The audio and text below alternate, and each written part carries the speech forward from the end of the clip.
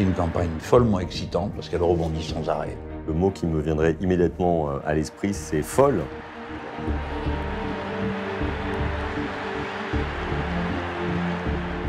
Tout le monde ne regarde qu'une seule chose, c'est qui va pouvoir battre Marine Le Pen. Contre la droite du fric et la gauche du fric, je suis la candidate de la France du peuple. Les équipes Sarko étaient obnubilées par Juppé. Les équipes Juppé étaient obnubilées par Sarko. Et donc on s'est quelque part tapé dessus. J'ai été heureux de participer à ce combat. Au revoir à tous. C'est quasiment le pire des scénarios pour Nicolas Sarkozy. Perdre dès le premier tour, c'est l'humiliation pour un ancien président de la République. C'est une présidentielle qui a entraîné beaucoup de morts, puisque énormément de candidats ont disparu. J'ai décidé de ne pas être candidat à l'élection présidentielle, au renouvellement donc de mon mandat. C'est la première fois qu'un président en capacité de se représenter renonce à se présenter à sa propre succession. Ça n'arrive jamais en Europe, ça. Jusqu'au bout, il a fallu que je négocie le soutien du gouvernement pour ne pas l'obtenir. Sur le podium des trahisons, il y a beaucoup de monde sur l'estrade. Beaucoup de monde. Il n'y a qu'une seule chose qui m'empêcherait d'être candidat, c'est si mon honneur était atteint, si j'étais mis en examen. François Fillon a fait comprendre plus ou moins à Nicolas Sarkozy qu'il allait jeter l'éponge. Je l'ai vécu, cette élection présidentielle, comme un cauchemar collectif que personne n'a pu empêcher. Il faut que les bulletins de vote donnent le coup de balai qui les fasse tous sans exception dégagés. Est-ce qu'on ne va pas se retrouver avec un match Le Pen contre Mélenchon? Ça aurait été très atypique. Ça aurait même été un peu révolutionnaire, on peut le dire. Merci d'être là, de vous être battus avec courage et bienveillance pendant tant de mois. Parce que oui, ce soir, vous l'avez emporté. La France l'a emporté. Des forces politiques qui ont structuré la vie de la France pendant des années sont mortes à jamais dans cette campagne. Il y a un avant et un après. Personne ne peut le nier.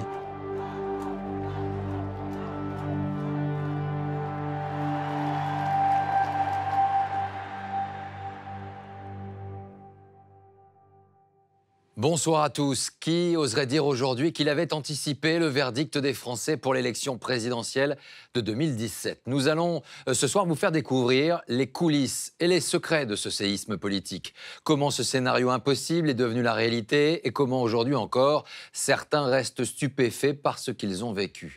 Qui aurait parié sur le renoncement du président sortant François Hollande? Qui aurait pensé voir disparaître à droite Nicolas Sarkozy, Alain Juppé, puis François Fillon, candidat issu de la primaire, qui était presque sur le perron de l'Élysée et qui a chuté en quelques semaines. Comment imaginer que le candidat socialiste soit réduit au rôle de figurant face à l'éloquence de Jean-Luc Mélenchon? Enfin, combien était-il dans la classe politique et parmi les journalistes à assurer que la popularité d'Emmanuel Macron n'était qu'une bulle médiatique? Impossible victoire, entendait-on, et pourtant c'est bien ce jeune inconnu, il y a peu, qui occupe aujourd'hui le fauteuil de président de la République. Alors comment cette recomposition et cette révolution ont-elles pu voir le jour? Vous allez découvrir dans ce document exceptionnel chaque pièce de ce puzzle qui va se recomposer sous vos yeux. Un roman passionnant qui débute le 12 octobre 2016 au Palais de l'Élysée.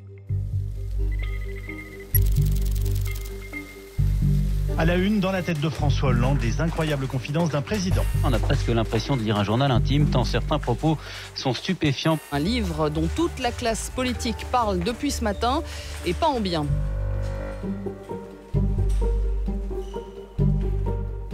On est au courant strictement de rien. Voilà, donc on est confronté à ce livre que les uns et les autres lisent à toute vitesse dans la journée. Nous avons lu le livre à plusieurs en quelques heures, puisqu'il fait quand même 600 ou 700 pages.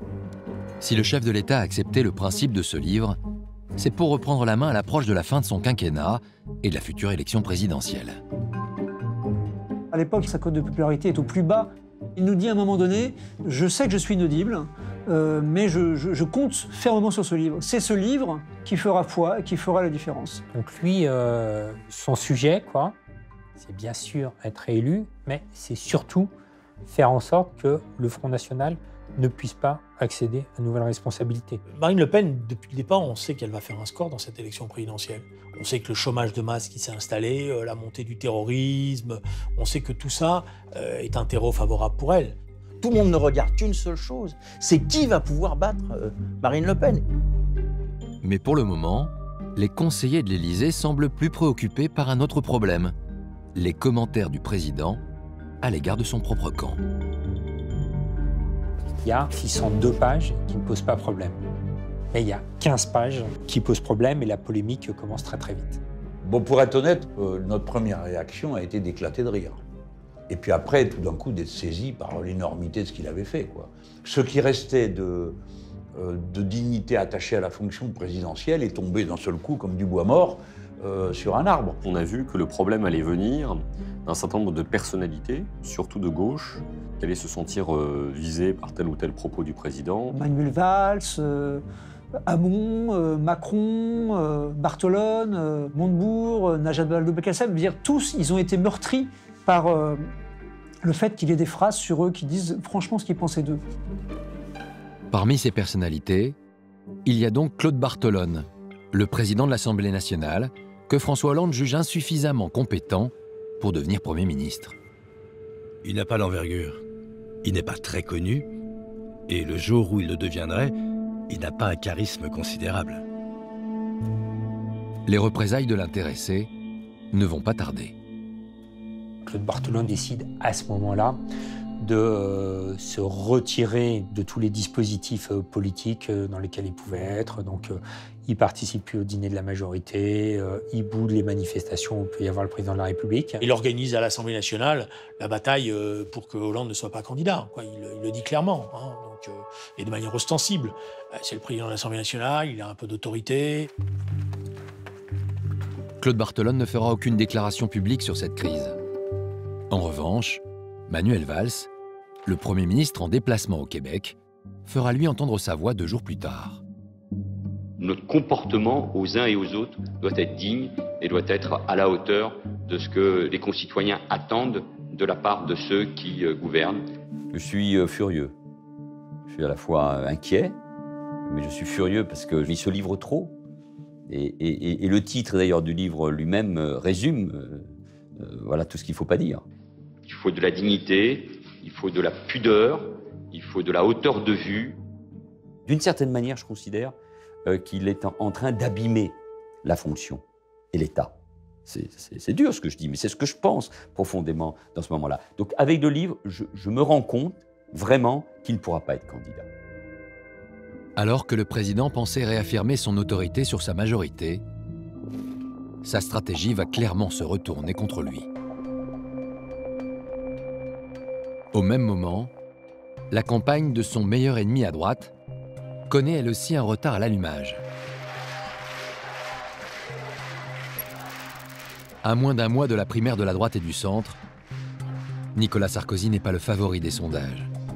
Il affiche toutefois une détermination à toute épreuve, comme ce soir-là, à Toulon. J'ai besoin de votre force, j'ai besoin de votre enthousiasme, j'ai besoin de vous donner tout pour la France. Et chers amis, on va gagner la primaire. Et après on ira à la présidentielle. Ensemble, rassemblés pour la France. Il fait une belle salle au Zénith, il y a plein de monde. Moi j'essaie de l'avoir pour Paris Match, et puis il a un anniversaire le soir même, il est avec son épouse, avec son clan, et il ne peut pas me recevoir, et il me dit rendez-vous demain au Cap. Nicolas Sarkozy précise également aux journalistes que l'interview se fera à vélo. Le lendemain, comme prévu, les 2 hommes partent durant 3 heures à travers le massif des Morts.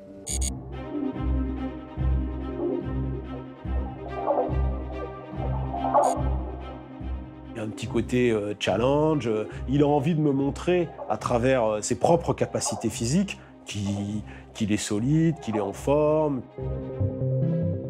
Et à un moment, quand je lui dis « mais Alain Juppé, il fait la course en tête depuis le début, il est 10-20 points dans les sondages depuis pratiquement 1 an, et ça va être compliqué, même pour un ancien président, même pour un président des Républicains, de remonter autant de points en si peu de temps ». Et là, il me dit à ce moment-là, en 1968, il y a un coureur hollandais qui s'appelait Janssen qui a gagné le Tour de France en ne portant jamais le maillot jaune de toute l'épreuve. Et le dernier jour du Tour de France, il finit par prendre le maillot jaune et il dit c'est ce qui arrivera. Après le premier tour, je passerai en tête et le dimanche du deuxième tour, je serai devant Alain Juppé. Malgré cet aplomb affiché, l'ancien président se serait bien passé de cette primaire, imposée par François Fillon et Alain Juppé.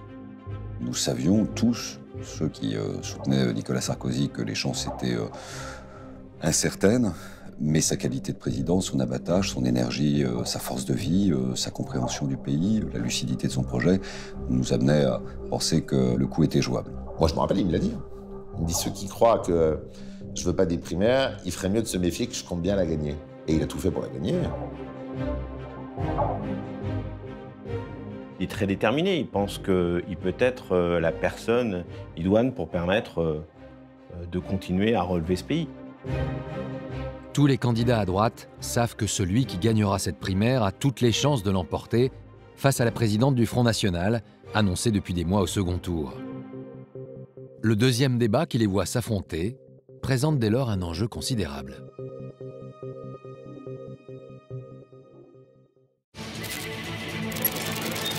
Bonsoir à tous, messieurs, dames. Pour ce deuxième débat des primaires de la droite et du centre. Ce soir-là, parmi les 7 prétendants, celui qui a le plus à perdre est le favori. Alain Juppé ne veut sans doute pas entamer son avance. Il se pose alors en juge de paix. Je ne me présente pas contre Nicolas Sarkozy, je me présente d'un côté contre le Front National et de l'autre côté contre le président sortant qui a abîmé la fonction présidentielle. Nous sommes aujourd'hui concurrents. Juppé, il faut s'en souvenir, est quand même très très haut dans les sondages à ce moment-là. Donc pour Sarkozy, la question ne se pose pas. Le duel qui aura lieu sera entre Juppé et lui. Alain Juppé, quelqu'un qui est plus âgé, plus rassembleur. C'était quelque part la der des der, la dernière campagne la plus importante qui soit. Au cours de ce débat, Alain Juppé ne s'en prendra pas à l'ancien président, à la différence des autres concurrents qui en font une cible privilégiée. La ligne de Nicolas était une ligne vraiment à droite, et il ouvre des ministres de gauche. Ça n'a rien à voir. D'abord, je te rappelle que tu as participé au gouvernement et que non seulement tu voulais y rester, mais tu même postulais pour être Premier ministre. Tu devais donc pas être en total désaccord avec la politique. Pour une politique totalement différente, Nicolas. Et même toi, Nathalie, je te rappelle, tu étais numéro 4 du gouvernement. Oui. Je ne regrette pas ta nomination. Et le Grenelle de l'environnement, non? Je ne suis pas sûr de le refaire, mais je ne regrette pas ta nomination. Il n'aura pas l'occasion, mais pour le Grenelle de l'environnement, on aurait aimé savoir quand même. Moi, je sens Nicolas Sarkozy très tendu parce qu'il concentre les critiques. Il a été président de la République, les gens qui sont autour de lui sur les pupitres ont tous été ses ministres. Face à Nicolas Sarkozy, on retrouve également son ancien Premier ministre, qui lors de son entrée en campagne, n'a pas hésité à l'attaquer frontalement sur ses déboires judiciaires. Qui est le vrai François Fillon? Celui qui reste 5 ans à Matignon ou celui qui critique Nicolas Sarkozy aujourd'hui? D'abord, ça a été un honneur pour moi d'être Premier ministre pendant 5 ans et d'être pendant 5 ans toujours loyal au président de la République. François Fillon a eu une cible dans le début de cette campagne présidentielle, c'était Nicolas Sarkozy. Avec la fameuse formule « Qui imagine le général de Gaulle mis en examen ?», qui est une formule évidemment très agressive à l'égard de Nicolas Sarkozy. C'est aujourd'hui pour moi un honneur que d'être candidat à l'élection présidentielle pour présenter un projet qui, de mon point de vue, est le seul capable de redresser notre pays. Voilà, c'est aussi simple que ça. Personne ne regardait François Fillon jusqu'au débat télé de la primaire. Il était crédité dans les sondages qui étaient faits de quelques pourcents. C'est vrai que pendant la campagne primaire, François Fillon a été plutôt inaudible. La présidence que je veux exercer, c'est d'abord une présidence digne. François Hollande a abaissé la fonction présidentielle. Il l'a abaissée en intervenant à tort et à travers. L'un des atouts de François Fillon, c'est la sobriété. Et dans ce débat, il apparaîtra sobre. Ses idées, ses convictions, sans nervosité. François Fillon apparaissait comme plus raisonnable que Nicolas Sarkozy et comme plus audacieux qu'Alain Juppé. Il a réussi à se réintégrer dans le jeu et au fond, à offrir une solution de remplacement crédible à ceux qui ne voulaient pas de Sarkozy et à ceux qui ne voulaient pas de Juppé. Ça faisait du monde. François Fillon séduit, et cette remontée commence à inquiéter ses adversaires. Une indiscrétion le prouve à 5 jours du premier tour. C'est un échange entre l'organisateur de cette élection et le sénateur Roger Carucci. Roger Carucci, qui est un proche de Nicolas Sarkozy, apprend devant moi là, un sondage encore sur les primaires où François Fillon explose les compteurs. Fillon 25. Sarko 25. Égalité. Juppé 30. Chute de 9. Allô. Et alors, il est dépité, parce que c'est vrai que chez les sarkozystes, chez les juppéistes aussi d'ailleurs, c'est un peu la gueule de bois. Ils se disent, mais qu'est-ce qui se passe? Les équipes Sarko étaient obnubilées par Juppé. Les équipes Juppé étaient obnubilées par Sarko. Et donc, on s'est quelque part tapé dessus, et on n'imagine pas un seul instant que par ricochet, ça va bénéficier au troisième homme, qu'est François Fillon. Ça va lui donner des ailes, hein, même si... bon, mais je n'arrive pas à le voir passer. 9 points.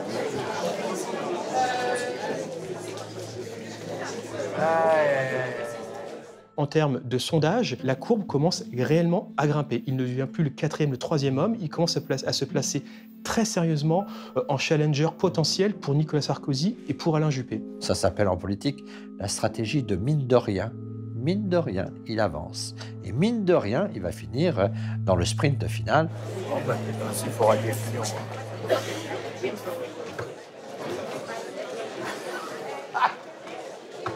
Un métier. Ah, bah, Sincèrement. c'est plus un métier. Allez, s'il vous plaît. 4 jours avant la désignation des 2 finalistes de la primaire de droite, c'est l'ancien ministre de l'économie de François Hollande, Emmanuel Macron, qui vient jouer les troubles-fêtes. Mesdames, Messieurs, merci d'être là aujourd'hui, ce matin. Et c'est une étape importante que nous allons franchir et que depuis plusieurs mois nous préparons. Nous sommes surpris par la candidature d'Emmanuel Macron. On trouve que c'est quand même pas le profil idéal du candidat. Donc tout ceci apparaît comme spectaculaire, mais pas forcément déterminant. Je suis candidat à la présidence de la République parce que je crois, plus que tout, que nous pouvons réussir, que la France peut réussir. J'étais pas emballé par la décision de Macron, parce que il était clair aux yeux de tout le monde, et au mien encore davantage, que c'était sur mon terrain qu'il s'installait. C'est jamais très agréable, et donc j'étais en situation de réticence assez forte. Je suis en effet intimement convaincu que c'est en affrontant la réalité du monde que nous pourrons retrouver dans notre pays de l'espérance. Et c'est au fond notre défi aujourd'hui. Je pense à ce moment-là que le plus grand risque, c'est que ça soit une candidature supplémentaire de division face à celle du Parti socialiste. Et que le risque, c'est que tout le monde s'annule. François Hollande avait donné la consigne à son entourage de ne pas provoquer Emmanuel Macron. Parce qu'il espérait pouvoir à un moment donné avoir une discussion avec lui. Bon, et il est surpris par la précipitation de cette annonce. Il avait noué avec Emmanuel Macron une relation particulière, une relation de confiance, mais aussi d'amitié. Je crois qu'Emmanuel Macron avait su séduire, charmer. Après la gauche, la droite, et ainsi de suite, parce que on l'a toujours fait de la sorte. Avec les mêmes visages, les mêmes hommes, depuis tant d'années. Ils ont eu une discussion tous les deux, Hollande et Macron. Et Hollande a dit à Macron, mais tu n'as aucun espace. Si tu fais 10%, ce sera déjà énorme. Et en plus, tu vas couler ton camp. Tu n'as jamais été élu. François Hollande, il est de la culture du parti. Il a été longtemps premier secrétaire du Parti socialiste. Pour lui, on ne surgit pas de nulle part comme cela pour être candidat à la présidentielle. Pour lui, ce n'est pas possible. L'enjeu n'est pas pour moi aujourd'hui de rassembler la gauche. Il n'est pas pour moi aujourd'hui de rassembler la droite.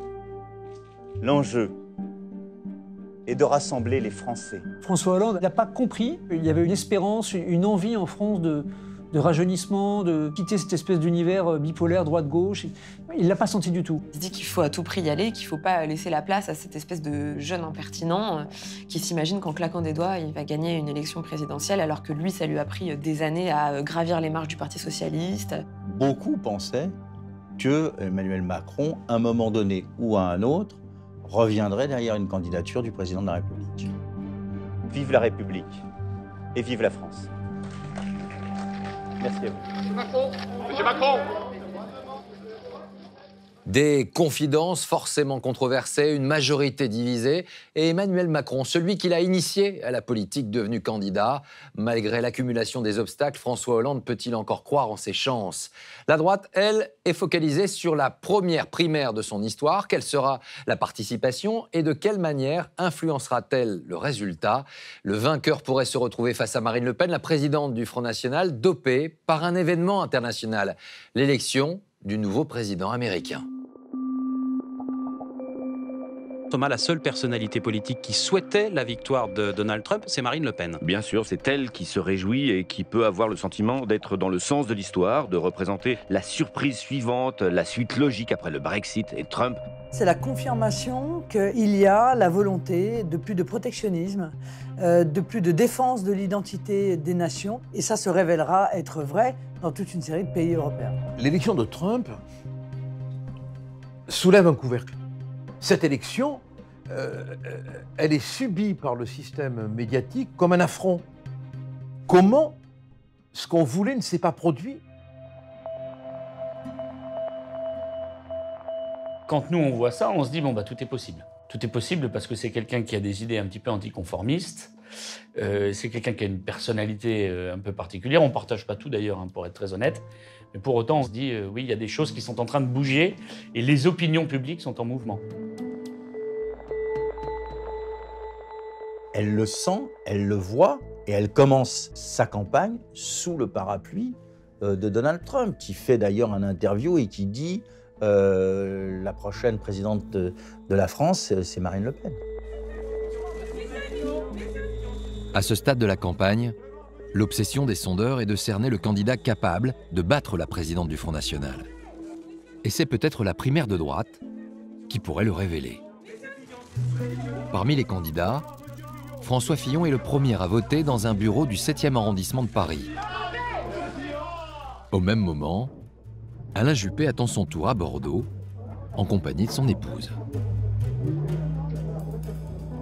J'étais à peu près convaincu qu'on sortirait avec 10 points d'avance sur soit Nicolas Sarkozy, soit François Fillon. Voici, monsieur. Nicolas Sarkozy, lui, s'exprime dans une école du 16e arrondissement. L'ancien chef de l'État affiche une mine plutôt sereine.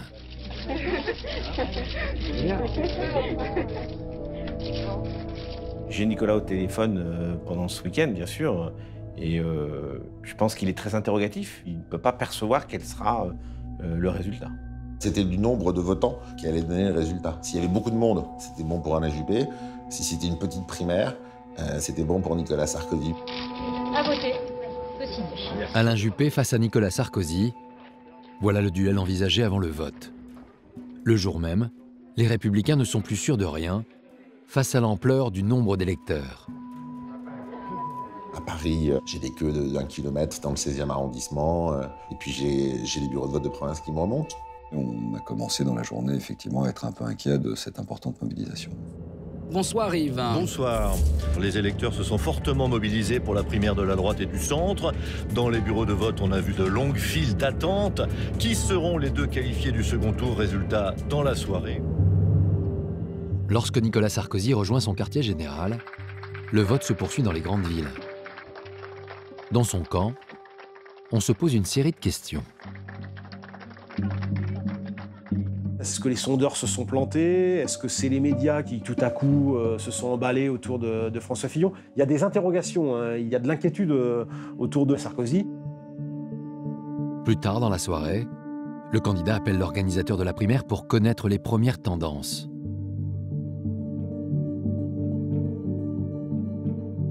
Quand m'arrivent les premiers résultats dans les départements, c'est impressionnant. Hein. Il y a des endroits entiers où François Fillon il fait 70% des voix. Hein. François Fillon, il était en tête à Nice, à Neuilly, et à Bordeaux, je crois aussi, presque. Imaginer jusqu'au dernier moment qu'il allait doubler Juppé était quand même être un peu osé. Si la qualification de François Fillon ne fait plus aucun doute, on ne connaît toujours pas le nom de son adversaire. La question qu'il a, Nicolas Sarkozy, c'est est-ce qu'il va être deuxième ou est-ce qu'il va être troisième? C'est la question, à chaque fois que je l'ai dans la soirée, qu'il me demande. En sachant que j'ai pas les grandes villes, c'est là où il y aura le plus de monde, donc ça peut tout changer. Mesdames, Messieurs, je vais vous donner les premiers résultats provisoires.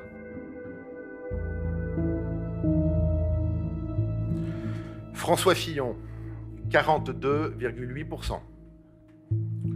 Alain Juppé, 26%. Nicolas Sarkozy, 24,4%. Bruno Le Maire, 3%. Nathalie Kosciusko-Morizet, 2,1%. On a tout de suite compris qu'il serait plus qu'hypothétique que Nicolas Sarkozy puisse être présent au second tour. J'étais à la fois impressionné par sa maîtrise, il faut être en contrôle. C'est jamais facile d'accepter, d'accueillir et de subir une défaite, d'autant qu'il savait aussi que c'était la fin de sa vie politique. C'est pas rien, c'est pas n'importe quel soir pour Nicolas Sarkozy. C'est la sortie par la petite porte. C'est quasiment le pire des scénarios pour Nicolas Sarkozy. Perdre dès le premier tour, c'est l'humiliation pour un ancien président de la République. Très vite, la défaite est confirmée pour l'ancien président. Et celui-ci réfléchit maintenant à son discours de sortie et à une possible consigne de vote. À ce moment-là, certains dans le camp de Sarkozy, une minorité, lui conseillent de ne soutenir personne. Ils sont partagés autour de lui. Il y a une partie qui va soutenir François Fillon de manière claire et nette. D'abord parce que Fillon avait tellement creusé l'écart de manière si spectaculaire qu'il était acquis que Fillon serait élu. Nicolas Sarkozy a toutefois du mal à apporter un soutien total à son ancien Premier ministre, qu'il a souvent durement attaqué durant la campagne. Sarkozy écrit un premier jet dans lequel il parle de différents personnels, et je crois que la phrase exacte était « Je soutiens Fillon malgré nos différents personnels ». Et à ce moment-là, plusieurs de ses collaborateurs interviennent parce que soit il sortait effectivement un homme qui n'hésite pas une seule seconde et apporte son soutien à un candidat, soit il allait encore passer pour celui qui règle ses comptes, qui est revanchard. Donc la phrase est modifiée et Sarkozy choisit l'expression « désaccord passé ».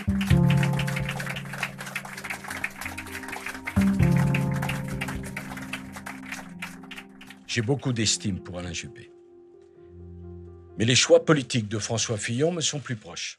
L'idée que je me fais de mon devoir est de dire avec franchise, avec clarté, avec loyauté, que quels que soient mes désaccords passés avec lui, François Fillon me paraît avoir le mieux compris les défis qui se présentent à la France. Je voterai donc pour lui au second tour de la primaire. Il a tourné une page, c'était une page de l'histoire de la droite, bien sûr, une page de l'histoire de notre pays, un ancien chef d'État que l'on ne verra plus en responsabilité, et puis une page personnelle essentielle puisqu'il a consacré l'immense majorité de sa vie professionnelle au service du pays. Je n'ai aucune amertume, je n'ai aucune tristesse, et je souhaite le meilleur pour mon pays, pour vous, mes chers compatriotes, et pour celui qui aura à conduire ce pays que j'aime tant. Au revoir à tous. Alain Juppé est lui aussi déstabilisé. Ce ralliement de Nicolas Sarkozy à son adversaire et sa contre-performance au premier tour lui pose un cas de conscience. La claque était forte et Alain Juppé a pu se dire à un moment, est-ce que finalement c'est pas plus fort de permettre à Fillon d'être quelque part élu dès le premier tour, parce qu'on savait qu'il allait gagner. Alain Juppé a été tenté de se retirer. Et je lui ai dit, tu peux pas faire ça. Quand on mène un combat comme celui-là, quand on défend des choses comme tu les as défendues, tu ne peux pas te retirer, il faut mener le combat. C'est pas parce qu'on est quasiment certain d'avoir perdu qu'il faut pas faire le second tour. Il y avait les troupes qui s'étaient battues pour lui, il fallait respecter tous ceux qui s'étaient battus pour lui pendant des mois, des semaines. C'était même rendre service à sa famille politique, ne pas abandonner entre les deux tours.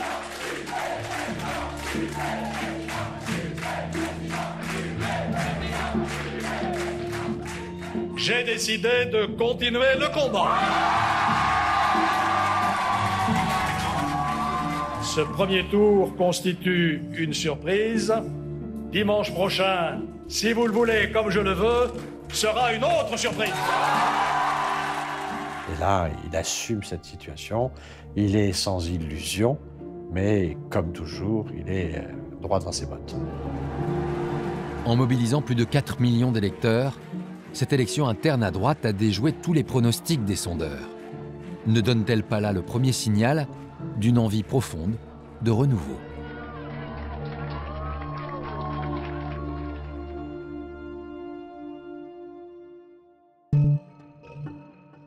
À l'Élysée, François Hollande n'avait pas imaginé la chute de celui qu'il pensait affronter, Nicolas Sarkozy. Passé l'effet de surprise, il se dit que ce scénario n'est peut-être pas si mauvais pour lui. Avec le programme de Fillon, extrêmement violent dans son contenu, il l'a dit souvent, Fillon est battable, Fillon est battable. En fait, la droite se choisissait un candidat qui était au cœur de l'ADN de la droite, c'est-à-dire conservateur, libéral. C'était un adversaire quelque part idéal pour la gauche. L'entourage du président se veut d'autant plus optimiste qu'une bonne nouvelle arrive enfin. Les chiffres du chômage sont en baisse. Je lui ai dit, voilà, la condition nécessaire, qui était la baisse du chômage, est remplie. Et là, il m'a répondu, je m'en souviendrai toute ma vie, il m'a dit, tu sais très bien, Gaspard, que ce n'est pas le cœur du problème. Le cœur du problème, c'est le rassemblement de la gauche. Si la gauche n'est pas capable de se rassembler, rien ne me sert d'être candidat. Il sera impossible de l'emporter.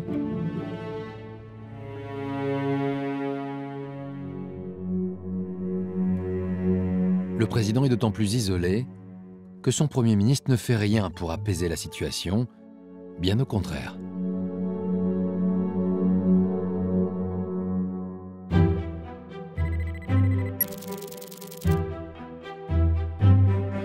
Manuel Valls déclenche les hostilités le 27 novembre 2016. Dans un entretien au Journal du Dimanche, il se dit prêt à affronter le président lors de la primaire de la gauche. Je considère que François Hollande ne peut pas être candidat. C'est ce que je ressens, je le ressens. C'est pas une volonté de l'écarter, c'est parce qu'il ne peut pas l'être. Chacun doit mener ses réflexions en responsabilité. Je prendrai ma décision en conscience, c'est une question de jour.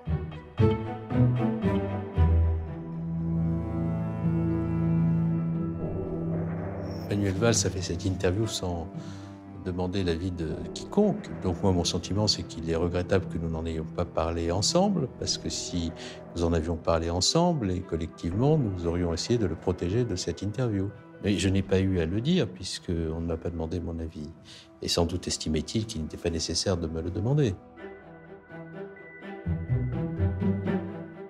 Quand François Hollande découvre l'intégralité de l'interview de Manuel Valls, il est quand même très remonté. Qu'un Premier ministre en exercice puisse s'en prendre de cette manière-là au président de la République, porter atteinte au bon fonctionnement de l'État. François Hollande hésite même, disant comment je vais réagir, qu'est-ce que je vais faire, est-ce que je change de gouvernement, mais à quoi ça sert de changer de gouvernement ?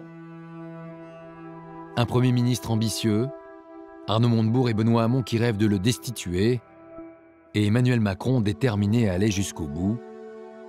Le chef de l'État a-t-il encore une carte à jouer dans cet espace politique saturé ? François Fillon, plébiscité hier au second tour de la primaire de la droite et du centre. Il recueille plus de 2/3 des voix face à Alain Juppé sur près de 4,5 millions de votants, encore mieux que la semaine dernière. Un score sans appel. Le lendemain de sa déclaration de guerre, Manuel Valls est attendu à l'Élysée. À l'occasion de leur entretien hebdomadaire, il est déterminé à maintenir la pression sur le chef de l'État. Il s'en est d'ailleurs ouvert au patron du Parti socialiste le matin même. Manuel Valls me dit, François n'imprime pas, il ne se rend pas compte qu'il est dans une situation extrêmement difficile.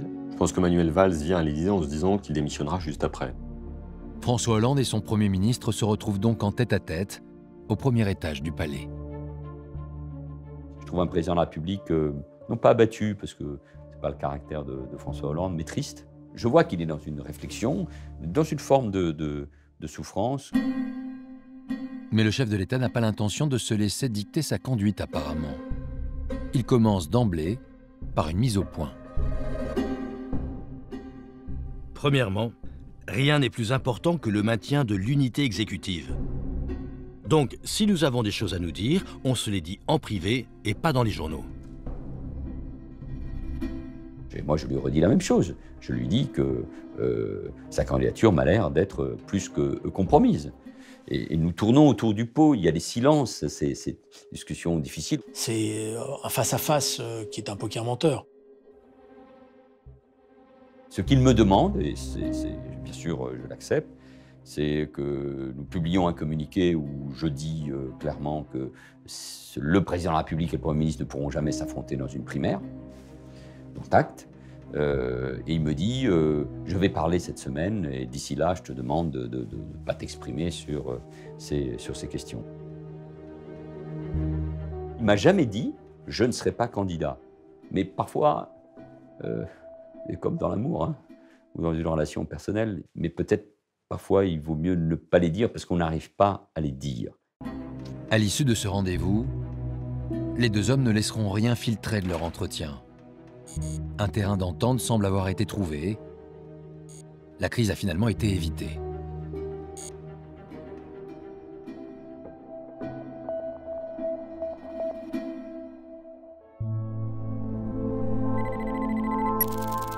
Trois jours après ce déjeuner, François Hollande a cette fois pris sa décision. Ce 1er décembre, en fin de matinée, il convoque l'un de ses conseillers politiques dans le Salon Doré. Il dit voilà, j'ai rédigé mon texte, je vais te le lire, quoi. Et en fait, on fait plusieurs relectures. Je le chronomètre parce qu'il voulait absolument que ça dure moins de 10 minutes. Il a eu la brièveté qu'il souhaitait. Jusqu'au dernier moment, le chef de l'État veut maintenir le secret absolu sur sa décision. Pas question de donner la moindre indication. Il voulait maîtriser la communication, quoi. Qu'il y ait un effet de surprise, quoi. Dans l'après-midi, il demande à son conseiller en communication de prévenir la presse qu'il s'exprimera en direct à la télévision à 20h.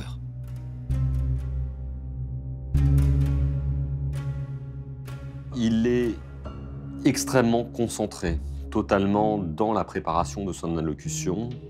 Je ressens beaucoup de gravité et je sens qu'il a quelque part hâte d'en finir avec cette allocution. Juste après que François Hollande ait quitté son bureau pour aller dans le studio, je passe à son secrétariat et ses secrétaires disent « Ah, Vincent, le président a l'air d'être en forme, du genre ça y est, il y va ». Mes chers compatriotes, je m'adresse à vous ce soir pour vous faire connaître la décision que j'ai prise dans la perspective de la prochaine élection présidentielle. Aujourd'hui, au moment où je m'exprime, les comptes publics sont assainis, la sécurité sociale est à l'équilibre et la dette du pays a été préservée.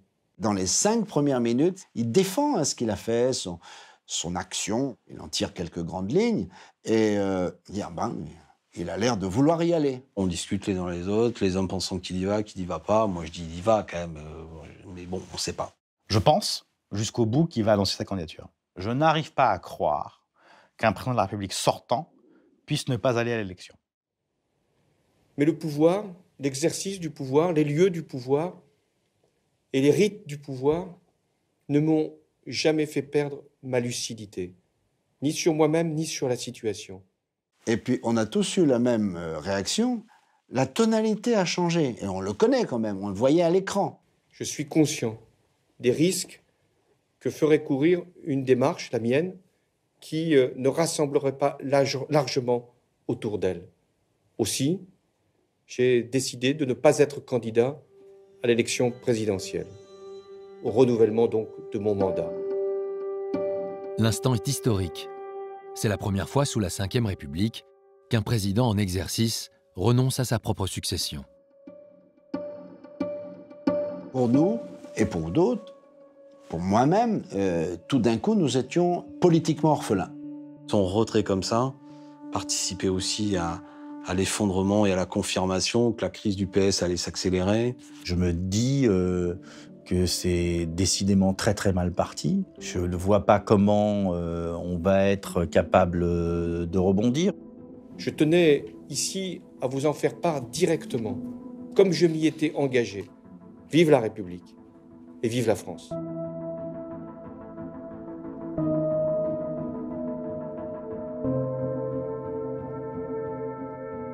après cette allocution.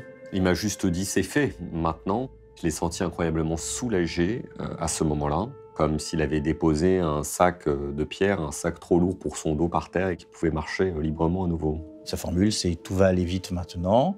Car je crois que Manuel va être candidat.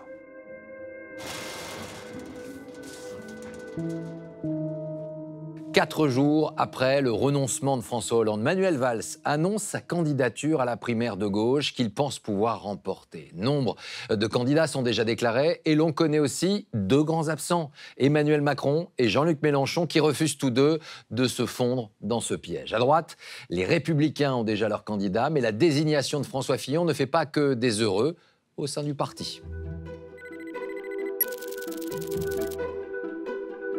Depuis sa défaite à la primaire de la droite, Nicolas Sarkozy a décidé de ne plus intervenir publiquement.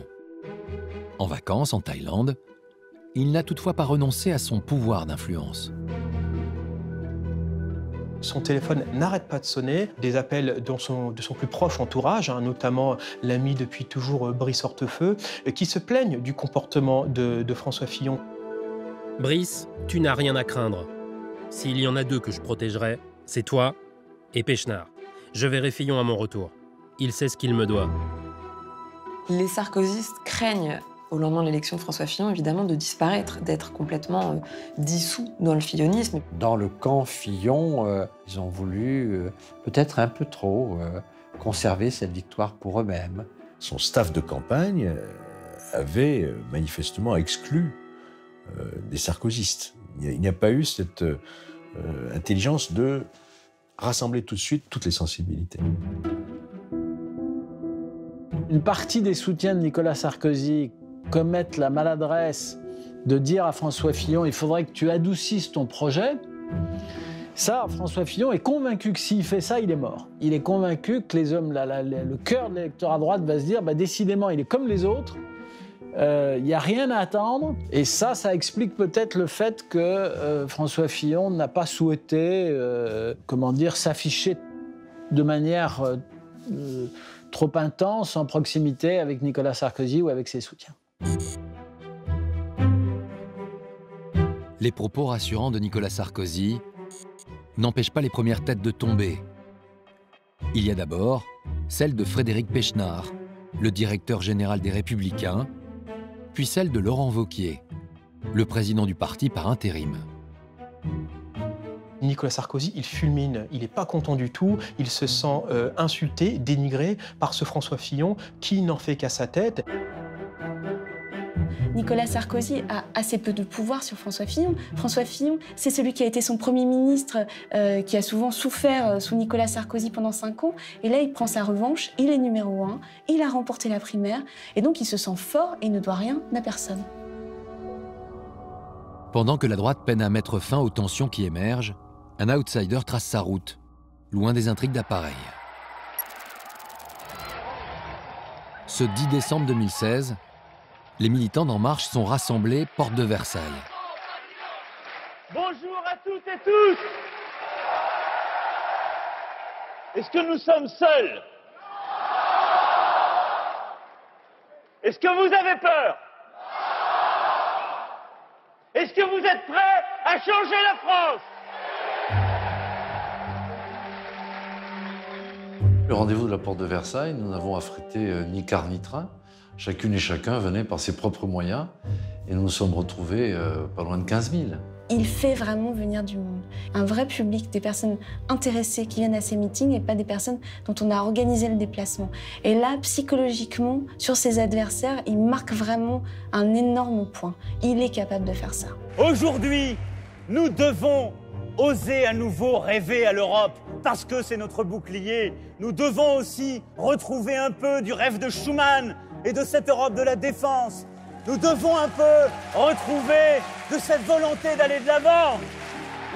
Le meeting sidère à la fois les responsables politiques qui peinaient à mettre quelques centaines de personnes dans leur réunion publique, sidère aussi les médias, qui là se rendent compte enfin que ceux qui n'ont jamais prévu pourraient peut-être finir par arriver.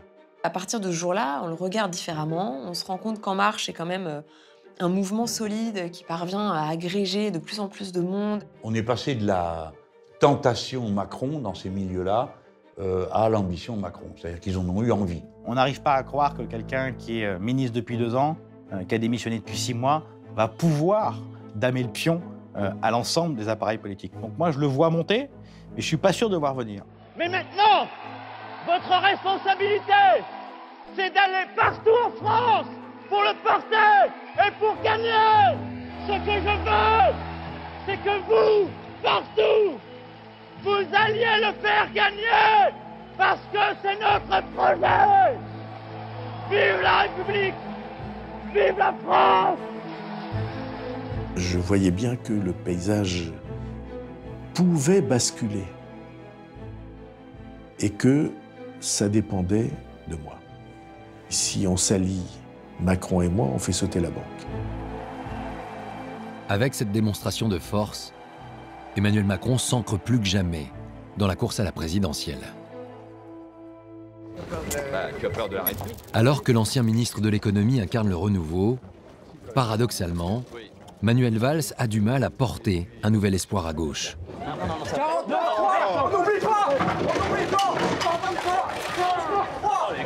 pas. Qu'est-ce qu'il a fait, ce couillon ? Cette campagne, elle est très très dure pour Manuel Valls. Ses gestes particulièrement violents donnent l'impression qu'il y a un mouvement de rejet de sa candidature.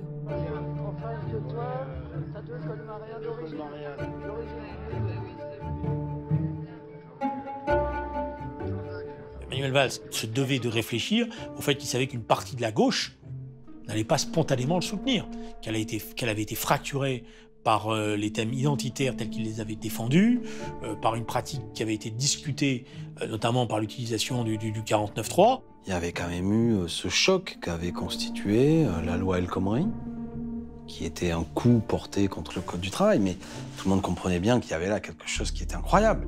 Il allait plus loin même que la droite, que ce que Nicolas Sarkozy avait fait. C'était la farine sans gluten, et donc du coup j'apprécie l'attention. C'est les joies de la campagne. Quand il est candidat, il est l'homme du bilan, il n'est pas l'homme d'un projet, quoi. Soit je suis en rupture avec le bilan, j'étais Premier ministre et ministre, je ne peux pas le faire, soit j'assume totalement le bilan, je commets une erreur, une faute, qui est d'essayer de modifier ma position sur le fameux 49.3. Donc je sens que je perds, comment dire, une forme d'équilibre. François Hollande dit d'ailleurs qu'il a pris la place du mort. C'est-à-dire que c'était finalement la campagne dans laquelle il ne fallait pas aller. J'ai été choisi personnalité politique de l'année. Et je pense surtout, et je l'espère, être choisi personnalité politique de l'année en 2017, directement par les Français. C'est ça qui m'intéresse.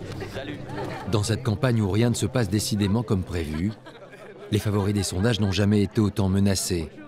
Manuel Valls échappera-t-il à cette nouvelle règle ? Pendant un peu plus de 2 heures, ces 7 candidats répondront aux questions que nous leur poserons et que vous leur adresserez sur leur programme et sur leur... 3 semaines plus tard, les candidats à la primaire de la gauche ouvrent le bal d'une semaine de débats télévisés, sans les mêmes succès d'audience que pour la droite. Parmi les téléspectateurs absents, il en est un que l'on remarque plus, bien sûr. C'est le chef de l'État, qui préfère s'afficher au théâtre le soir du 2e débat.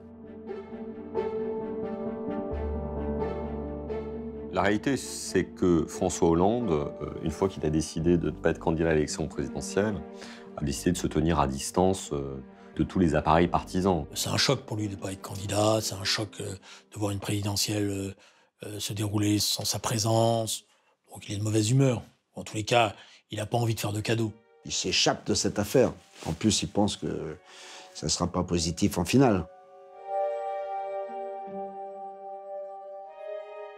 Il veut montrer un certain détachement en disant bah, « vous êtes passé de moi, hein, alors vous n'allez pas maintenant tout de suite venir me supplier d'être discipliné et d'être derrière vous, voilà, faites votre vie, moi je fais la mienne ». François Hollande ne participera pas au vote qui place largement en tête Benoît Hamon face à Manuel Valls. La désignation du candidat socialiste n'est pas un sujet de préoccupation dans le camp de François Fillon. Le 24 janvier, au QG de campagne du candidat des Républicains, on se réjouit de le voir mettre fin à une longue absence. Une absence qui s'est traduite par un recul dans les sondages. C'est vrai qu'après avoir obtenu un succès qu'il a projeté en pleine lumière, au fond, il disparaît un peu des écrans radars à partir de début décembre. François Fillon succombe aux délices de Val d'Isère, il part au ski. Et après être parti une bonne semaine au ski, ensuite il enchaîne pour les fêtes de fin d'année sur des vacances en famille dans la Sarthe. Et d'ailleurs, il y a une partie de nos troupes qui s'inquiète en disant « on n'entend plus François Fillon, etc. » Pour marquer ce retour et remobiliser les troupes, un moment convivial est organisé autour du candidat en fin de journée. C'était pour l'ensemble de l'équipe à la fois rassurant et stimulant. Il est 17h30, 18h. Et, on fait une galette des rois. Toutes les fèves dans les galettes, c'est des petits chats noirs. Je me suis dit, c'est bizarre, un chat noir, c'est quand même pas bon signe. Il y a mon téléphone qui vibre de partout, alors je ne décroche pas, je suis pas tranquille. Et quand je reprends mon téléphone, j'ai 642 SMS parce que le Canard enchaîné vient de sortir. La veille de sa vente en kiosque, l'hebdomadaire satirique est déjà dans les rédactions. Et il contient une information explosive. François Fillon aurait fait financer par l'Assemblée l'emploi fictif de son épouse pendant plusieurs années. Personne n'était au courant que des journalistes enquêtaient, sauf le principal intéressé. Ce soir-là, j'ignore complètement que François Fillon avait pu être averti dès le milieu du mois de décembre que le Canard enchaîné posait des questions. Donc pour moi, c'est en effet une affaire qui nous tombe dessus. Je ne prends sans doute pas toute la mesure de cette affaire le premier soir. Plus tôt, dans la journée, son service de communication a informé François Fillon de la publication de l'article. Au moment où j'ai appris cette publication par le Canard, je suis avec François Fillon et je pose immédiatement la question quels sont les éléments de réponse à apporter et je n'ai pas eu en retour des éléments qui étaient de nature à me rassurer sur les conséquences potentielles de ces révélations. François Fillon, c'est quelqu'un qui a à la fois beaucoup de sang-froid, beaucoup de flegme, donc rien dans son attitude ne permet de deviner qu'il soit particulièrement inquiet.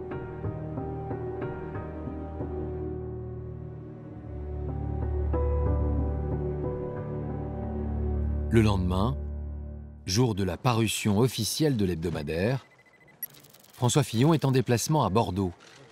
Il va alors s'exprimer pour la première fois sur ses révélations. Monsieur Fillon, comment réagissez-vous aux révélations du Canard enchaîné? Est-ce qu'il y a eu emploi fictif concernant votre épouse Pénélope? Je vois que la séquence des boules puantes est ouverte. Je ne fais pas de commentaires parce qu'il n'y a rien à commenter. Mais je voudrais simplement dire que je suis scandalisé par le mépris et par la misogynie de cet article. Alors parce que c'est mon épouse, elle n'aurait pas le droit de travailler? Tout le monde sent assez vite que ça va aller très mal.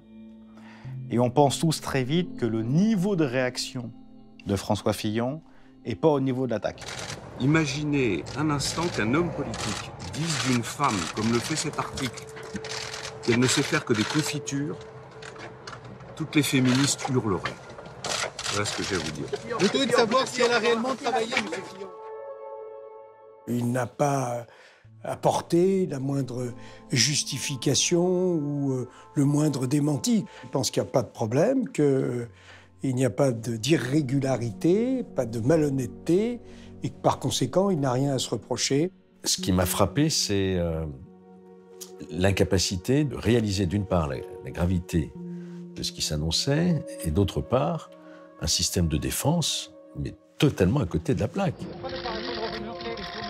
Le statut d'homme intègre mis en avant par François Fillon depuis le début de sa campagne est en train de vaciller.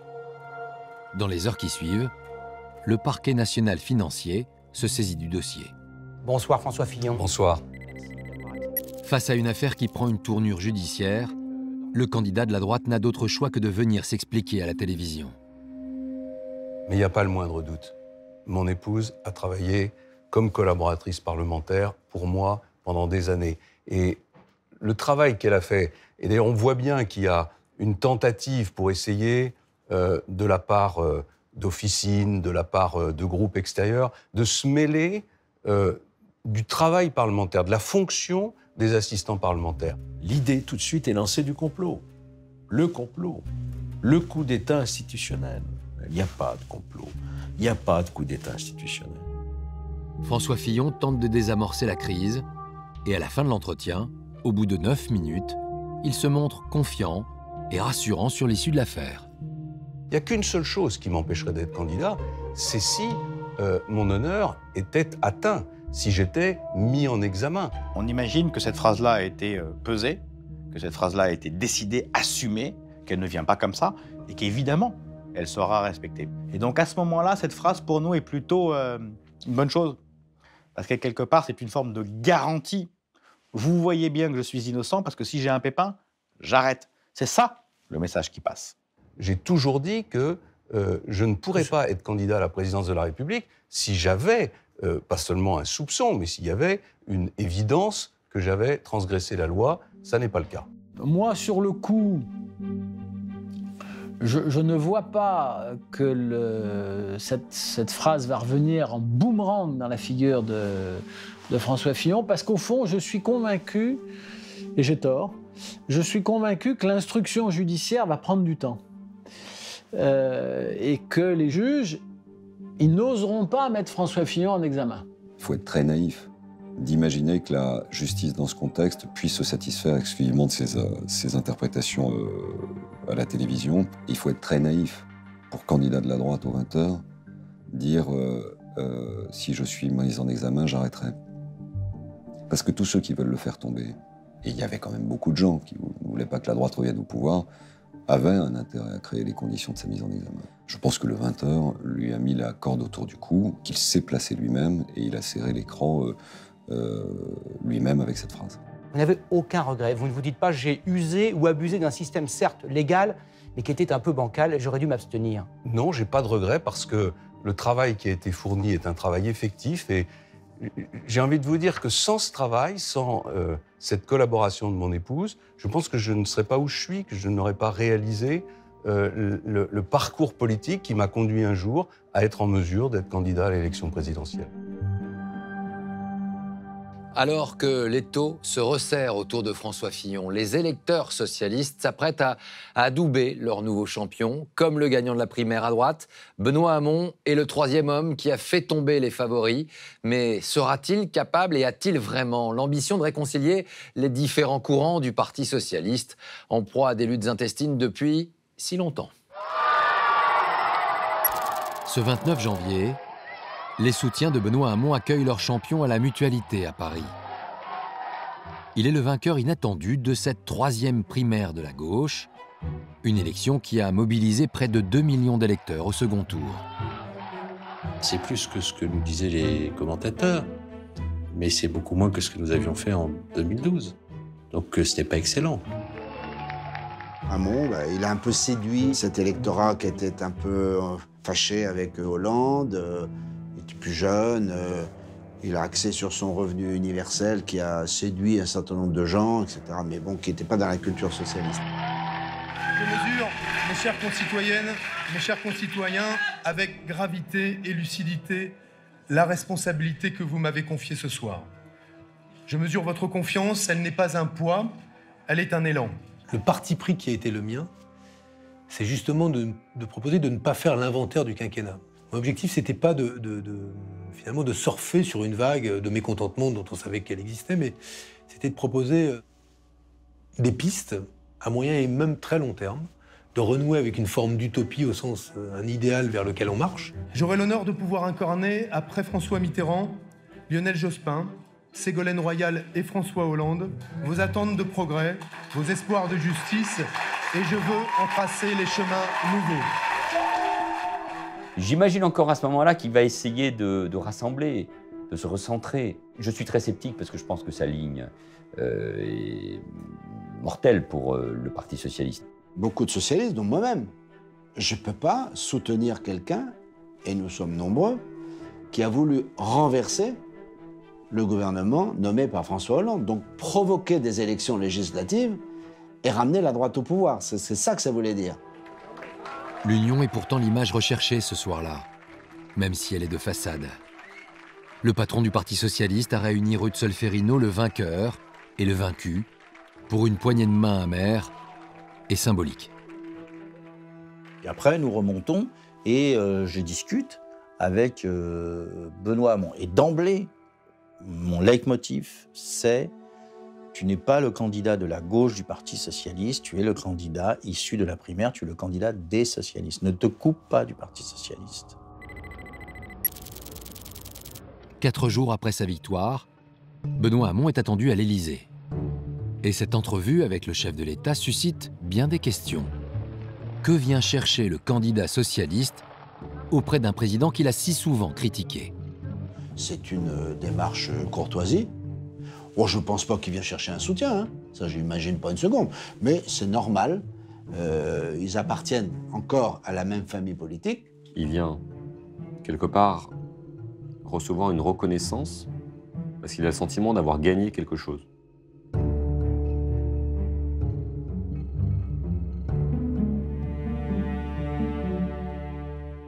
François Hollande lui a dit dans le bureau présidentiel qu'il avait intérêt à rassembler et à se mettre dans les dispositions pour gagner. Benoît, tu as quitté le gouvernement, mais tu as quand même été au gouvernement entre 2012 et 2014. Tu as voté un certain nombre de textes de loi et donc les gens ne comprendront pas si ta campagne se fait que contre le gouvernement. Et François Hollande poursuit. D'autant plus que tu as un Jean-Luc Mélenchon qui va être sur ce registre-là. Et donc, c'est un positionnement politique qui est une impasse. On a un échange très agréable. Il me donne d'ailleurs un conseil, je vais garder ça de cet entretien, il me dit « Sois libre, y compris par rapport à tes amis », ce qui est un vrai bon conseil. Je crois que c'est un conseil sincère. Derrière tout cela, l'honnêteté m'amenait à penser que le projet politique que je défendais était si loin de ce qu'il pensait qu'il ne pourrait pas voter pour moi. Les divergences sont clairement trop grandes et les ressentiments trop forts. Ce rendez-vous a lieu simplement pour la forme. Ils sont restés un petit moment ensemble parce que, vous savez, quand les médias sont braqués sur une rencontre comme celle-là, il faut gérer la durée. Si vous avez une rencontre de 10 minutes, vous imaginez les commentaires. Donc il y a eu une durée, je ne sais plus combien, pas loin de 3/4 d'heure. François Hollande était prêt à le raccompagner sur le perron de l'Élysée, à lui serrer la main, et donc il y a une photo qui pourrait être la photo des retrouvailles, quoi. C'est Benoît Hamon qui refuse. Il ne veut pas cette photo. Si Benoît Hamon ne veut pas de cette photo, c'est pour bien marquer sa différence. Il ne souhaite en aucun cas porter le bilan du quinquennat. Il aurait pu très bien serrer la main en disant « J'ai serré la main parce que je respecte, il y a des choses qui ont été bien dans ce quinquennat, je les défends, il y a des choses avec lesquelles j'ai marqué des accords, vous le savez, mais je reste un socialiste. » Et c'est là que le message d'unité des socialistes était important. Il n'y a pas de passage de témoin aujourd'hui, il y a une élection présidentielle et un président qui préside jusqu'à l'élection présidentielle. Il y a simplement la volonté de ma part d'échanger sur ce que seront les axes de ma campagne, et elles seront dans la continuité de ce que j'ai défendu. C'était un échange très riche. Benoît Hamon, en sortant de sa rencontre avec le président de la République, a donné le coup d'envoi de sa campagne, qui sera une campagne un peu bizarre, parfois baroque, où il n'est ni le candidat des socialistes, ni le candidat des écologistes, ni le candidat des mélenchonistes. Au fond, il sera le candidat de personne. À peine désigné, l'avenir du candidat socialiste semble déjà bien compromis. Dans les rangs de la droite, la situation est de plus en plus tendue. Ce même jour, François Fillon est en campagne dans les Ardennes. Sa cote de popularité ne cesse de baisser depuis que l'affaire a éclaté. Fillon, voleur d'émission, 800 000 balles pour que Pénélope aille acheter du pain à la boulangerie, enfoiré. Chaque fois que François Fillon va sur le terrain, il y a un comité d'accueil avec des gens avec des casseroles qui tapent sur les casseroles, qui crient « François Fillon rend l'argent », enfin, etc. Le candidat sent bien que la situation lui échappe. Pour preuve, la veille de ce déplacement, il a rassemblé à huis clos 200 députés et sénateurs, et il leur a tenu ses propos. Je n'ai rien préparé. Je vais vous parler avec mes tripes et avec mon cœur. Cette opération ne vient pas de chez nous. Elle vient du pouvoir. Elle vient de la gauche. Elle vient de ceux qui savent qu'ils ne peuvent pas gagner l'élection présidentielle et qui ont choisi un autre terrain que celui de la démocratie. Je n'ai rien fait, tout ce qui est marqué dans le canard est faux. Si je suis mis en examen, j'arrête. Je ne le serai pas, vous allez voir, ils vont bien voir qu'il n'y a pas de difficulté. Et en même temps, il nous dit, vous verrez, cette affaire, dans 15 jours, elle sera réglée. Mon innocence sera reconnue. Et il obtient cette confiance sans aucun problème. Il a un soutien par acclamation, il n'y a pas de vote, il demande la solidarité, il l'obtient. Moi, je suis un peu tétanisé parce que je me dis, faut-il que je rompe cette belle unanimité? Et je me dis, il faut que je m'exprime, voilà. Isolé dans cette assemblée, le député Georges Fenech, ancien magistrat, se lève et interpelle directement François Fillon. Pourquoi 15 jours? Que va-t-il se passer pendant ces 15 jours? Cette affaire ne pourra pas être réglée au bout de 15 jours. Je sais très bien qu'une enquête préliminaire ne dure pas 15 jours, surtout une affaire aussi sensible, aussi importante. Nous allons nous retrouver entre les mains d'un juge. Et le calendrier politique va devoir subir le calendrier judiciaire. Nous allons devenir inaudibles. Il faut, François, que tu prennes une initiative beaucoup plus forte. Voilà ce que j'ai dit ce jour-là. Je me suis retiré, j'allais dire, sur la pointe des pieds, sentant bien que le malaise que je venais de créer. Mais il fallait le dire. À ce moment-là, il y avait presque personne qui accompagnait Georges Fenech. Moi-même, d'ailleurs, je lui ai dit, on est dans une phase où on ne peut pas se diviser, se dissocier. Cette parole va pourtant semer le doute parmi ses collègues. L'unité affichée derrière François Fillon pourra-t-elle tenir longtemps? Du côté de Marine Le Pen, les troupes sont en ordre de bataille. Dans les sondages, le Front National fait toujours la course en tête. Le 5 février, à Lyon, elle tient le premier grand meeting de sa campagne. Contre la droite du fric et la gauche du fric, je suis la candidate de la France du peuple. On se dit qu'elle peut devenir présidente de la République. En tout cas, elle est prête, ça c'est clair. Tout est possible à ce moment-là et on continue une campagne qui, à mon avis, a été très performante. 11 candidats sont déjà dans la course à la présidentielle. Et celui qui est présent à chaque élection depuis 15 ans n'a toujours rien dit sur ses intentions. Que compte faire François Bayrou? Mon intérêt, mon goût, mon envie, c'était de mener la campagne. Mais ce qui se jouait était beaucoup plus important que mon intérêt, mon goût et mon envie. Chez Emmanuel Macron, il y avait d'abord un renouvellement profond et qu'une majorité centrale qui soit à la fois réaliste et généreuse. Battre Marine Le Pen, je trouve ça très bien. On sent qu'il faut bien qu'on se voit au moins une fois. Je suis donc allé prendre un petit déjeuner avec lui. François Bayrou ne lui dit pas qu'il va le soutenir pour la présidentielle. Au contraire, il le laisse croire qu'il va être candidat sans l'exprimer d'une façon ou d'une autre. Il ne dit pas « je suis candidat », il ne dit pas « je me prépare », mais il laisse entendre qu'il a un projet pour la France. C'était une prise de contact. On avait l'un et l'autre la volonté que, quelle que soit la décision que je prendrais, puisque c'était à moi de la prendre, il n'y ait pas d'antagonisme personnel. Et donc, quand François Bayrou s'en va, Emmanuel Macron ne sait pas s'il sera candidat ou pas. Emmanuel Macron va-t-il réussir ce pari de l'alliance indispensable pour redynamiser sa campagne? François Bayrou fait monter les enchères. Il attend 10 jours avant de rappeler le candidat d'En Marche. Écoutez, je vais formuler une idée. C'est que nous fassions une alliance. Et cette alliance, si on la fait, il y aura 4 exigences. La première, c'était que nous ayons à bâtir un projet social. La deuxième, c'était qu'il y ait une loi de moralisation de la vie publique. Et les 2 autres exigences se tenaient au pluralisme, et notamment au changement des institutions.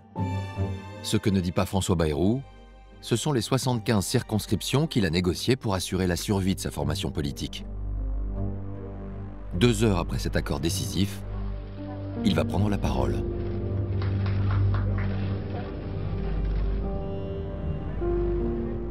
Parce que le risque est immense. Parce que les Français sont désorientés et souvent désespérés. J'ai décidé de faire à Emmanuel Macron une offre d'alliance. Il a fait un choix, le choix le plus intelligent qu'il pouvait faire, et il a aidé Macron. L'arrivée de Bayrou auprès de Macron est une arrivée qui est sacrément utile, parce qu'elle lui donne de la force, mais surtout parce qu'il y a un flottement à ce moment-là dans la campagne d'Emmanuel Macron. Je lui dis, le danger est trop grand, il faut changer les choses et le faire d'urgence. Unissons nos forces pour y parvenir. C'est sans doute un geste d'abnégation, mais ce sera aussi, je le crois, un geste d'espoir pour notre pays. Au fond, c'est ce qui manquait à l'époque à Macron.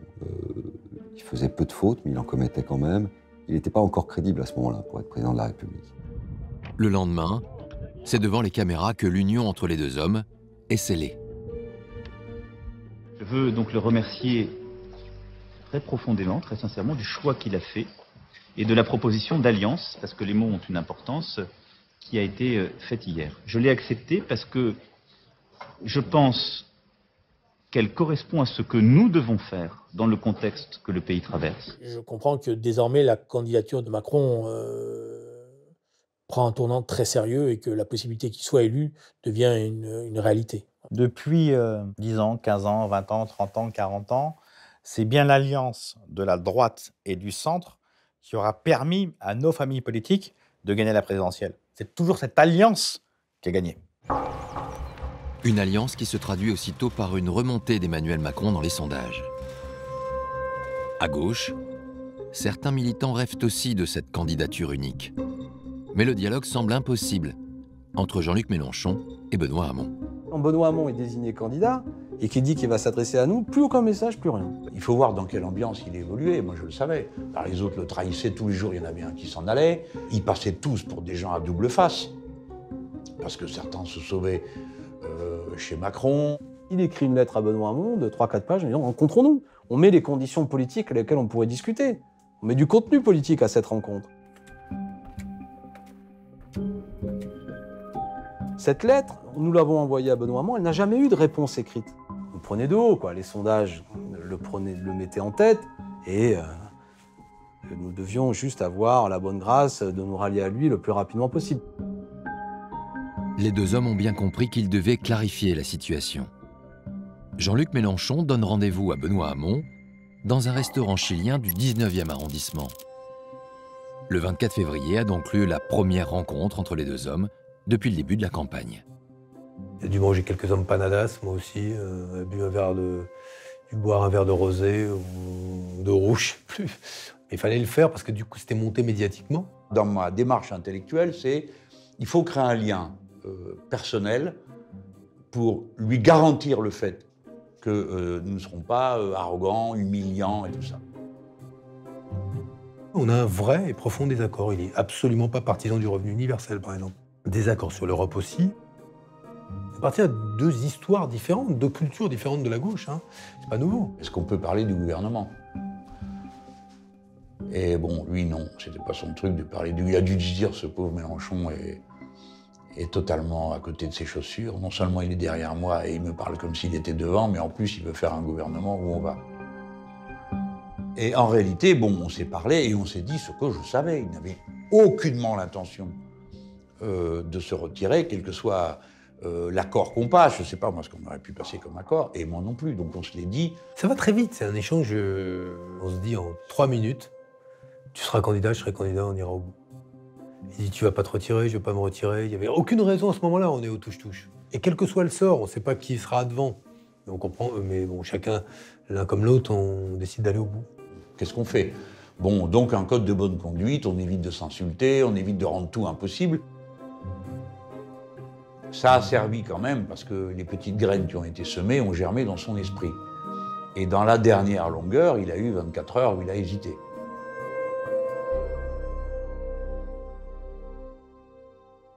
Les tentatives de rapprochement resteront vaines. L'Insoumis et le candidat socialiste s'entendent sur un pacte de non-agression. avec pour Jean-Luc Mélenchon le secret espoir de mettre à terre son ancien parti. Il n'y a pas qu'à gauche que le temps est à l'orage. Dans le camp de la droite, une absence va agiter les rédactions et semer la confusion. Le 1er mars 2017, François Fillon était attendu à 8h au Salon de l'Agriculture Porte de Versailles, à Paris. La visite de François Fillon ce matin au Salon international de l'agriculture est reportée. J'en sais rien, non, j'ai pas plus d'explications, j'éprouve comme vous. Allez. Personne n'est au courant, aucun journaliste n'avait été informé auparavant, et personne, même dans l'équipe de campagne, n'avait été avisé. Il y a une vraie inquiétude. Et je me dis, soit il s'est passé quelque chose de grave dans sa famille, soit il a pris une décision radicale et il est en train de peaufiner quelque chose. Est-ce que François Fillon va continuer à être candidat, tout simplement? Est-ce que vous pouvez nous le dire aujourd'hui? Et pourquoi ne le serait-il? Ce que je sens là, c'est le début de la panique. Et en politique, quand il y a panique, il y a inquiétude, évidemment. Je suis totalement abasourdi par la scénarisation que met en place l'équipe Fillon.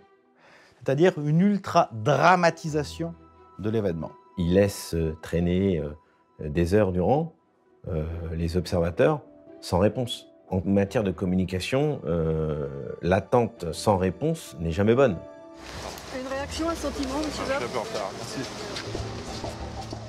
En fait, François Fillon est isolé dans son bureau où il reçoit un à un ses principaux soutiens. La façon dont procède François Fillon est complètement à l'image de sa personnalité. François Fillon, il n'aime pas beaucoup les réunions, il n'aime pas beaucoup le collectif, donc il choisit l'entretien individuel. Il m'explique la situation, il me dit qu'il vient de recevoir un courrier du magistrat instructeur pour être convoqué au vu d'une fin de mise en examen.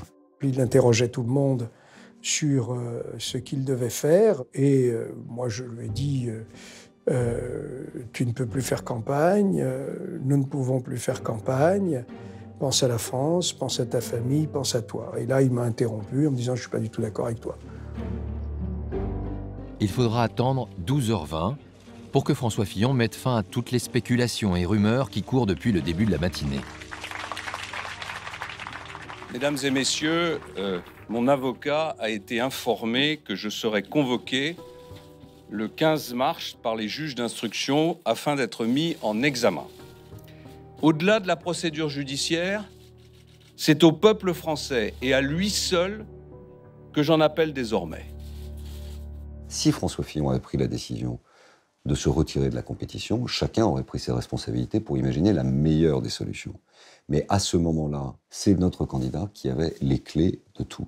Seul le suffrage universel, et non pas une procédure menée à charge, peut décider qui sera le prochain président de la République.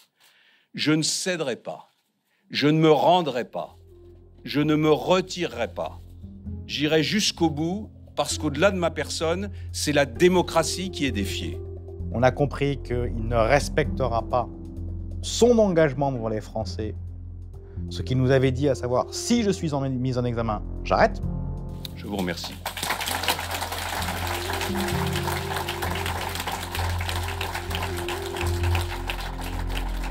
Tout le monde a compris ce mercredi-là que François Fillon allait perdre l'élection présidentielle et qu'il allait durablement pénaliser la droite. Ça, tout le monde l'a compris.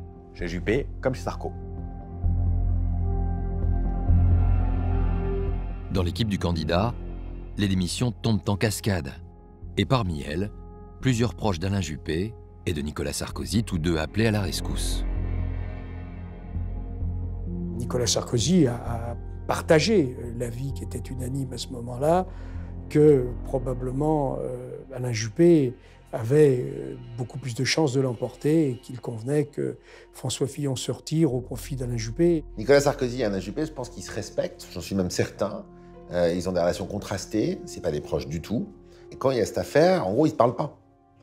Et nous, ce qu'on souhaite, c'est qu'ils se parlent. Il n'y avait eu aucun contact entre Alain Juppé et Nicolas Sarkozy depuis la primaire. Tout le monde était plus ou moins replié chez lui. Le vrai premier sujet, c'est qui appelle qui. Vous savez, comme des enfants. Ah ben non, c'est lui qui doit m'appeler. Et donc, il faut que Alain Juppé appelle Nicolas Sarkozy. François Fillon a bien compris que des tractations se jouent en coulisses. Il va profiter des relations fraîches entre les deux grands perdants de la primaire pour reprendre l'avantage. Tout cela en tenant un double discours. Son salut passera-t-il par la rue? François Fillon appelle à la résistance, lance un rassemblement de soutien dimanche, place du Trocadéro à Paris. Il y a eu des échanges entre Nicolas Sarkozy et François Fillon. François Fillon a fait comprendre plus ou moins à Nicolas Sarkozy qu'il allait jeter l'éponge et qu'il fallait se voir pour pouvoir discuter de l'avenir et de la suite. Il avait donné certains gages de retrait au début du week-end. Et voilà, Nicolas Sarkozy lui avait accordé finalement ce meeting au Trocadéro qui, pour lui, était un peu comme un chant du cygne et voilà, un peu une sortie comme ça par la petite ou la grande porte pour François Fillon. François Fillon va parler aux uns aux autres en disant « Écoute, mon cher Alain, je viens d'avoir Nicolas, il veut vraiment pas de toi. » Et puis, j'imagine François Fillon appelant Nicolas Sarkozy en disant « Écoute, franchement, Juppé, il n'arrête pas de déblatérer sur toi. » Et donc, on a un jeu de poker menteur qui s'organise. Il faudra attendre 3 jours, soit la veille du rassemblement au Trocadéro, pour qu'Alain Juppé se décide enfin à appeler Nicolas Sarkozy.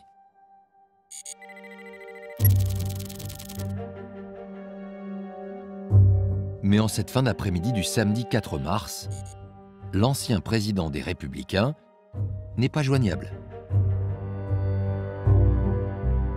Quand Nicolas Sarkozy est au Parc des Princes, il ne prend pas son portable, ou s'il le prend, c'est son officier de sécurité qui l'a, et il ne répond pas même à son épouse.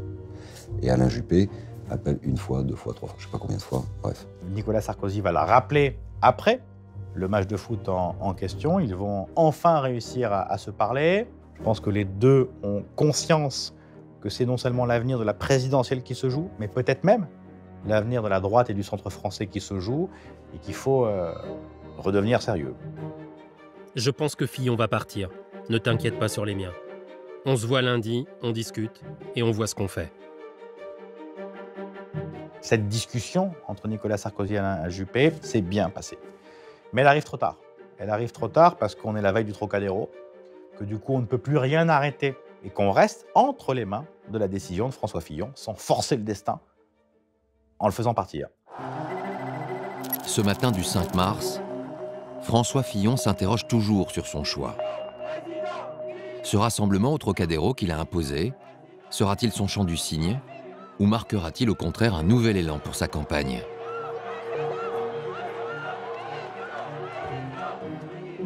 Plusieurs milliers de personnes sont réunies, et parmi elles, un étonnant observateur.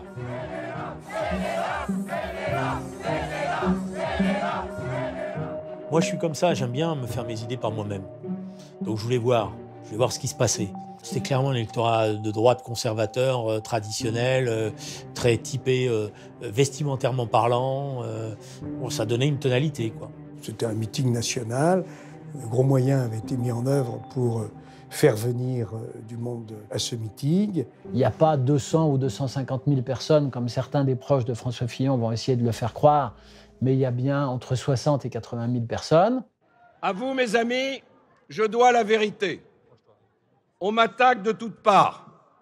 Et je dois, en conscience, vous écouter. Je dois écouter cette foule immense qui me pousse vers l'avant. Sur les images, une présence retient l'attention. François Fillon est entouré de l'un des principaux lieutenants de Nicolas Sarkozy, François Baroin.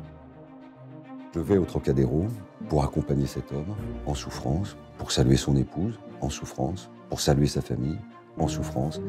Et j'y vais également parce que je crois, sans certitude, mais je crois que François Fillon va annoncer son retrait. François Baroin a dit qu'il n'était venu à ce rassemblement qu'avec la conviction que François Fillon allait jeter l'éponge, mais c'est pas comme ça que ça va être perçu par le monde politique. Aux hommes et aux femmes politiques de mon camp, je dirai à présent ceci. Il vous revient maintenant de faire le vôtre d'examen de conscience. Alain Juppé suit tout cela à la télévision avec son épouse. Le recours qu'il pensait incarner est en train de s'effondrer. Considérant que Nicolas Sarkozy est derrière la présence de François Baroin au Trocadéro, il a le sentiment qu'il sera totalement incapable de réunir la famille politique au lendemain d'un éventuel départ de François Fillon. Je suis convaincu que cette démonstration de force avait un seul but, c'était de calmer les ardeurs du plan B. Le succès inespéré de ce meeting galvanise François Fillon. Et il répond à l'invitation du journal de 20h. Bonsoir François Fillon. Bonsoir. Merci d'être avec nous ce soir. Question simple. Allez-vous retirer votre candidature, oui ou non? La réponse est non. Jamais, à aucun... La réponse est non. Je ne vois pas de raison de le faire. Et surtout, je pense profondément que le retrait de cette candidature aboutit à une impasse politique pour la famille qui est la mienne. Sarkozy s'est trompé sur toute la ligne sur les intentions de Fillon au Trocadéro, son plus proche entourage. Il a le sentiment, ce dimanche soir, d'avoir été totalement banané par François Fillon. La pilule est très amère et d'ailleurs ils disent « il s'est bien foutu de nous ». Malgré ce baroud d'honneur, le candidat de la droite n'arrive pas à enrayer sa chute dans les sondages. Il est même talonné par le leader de la France insoumise. Jean-Luc Mélenchon croit de plus en plus en ses chances de se qualifier pour le second tour. Je savais que vous seriez là.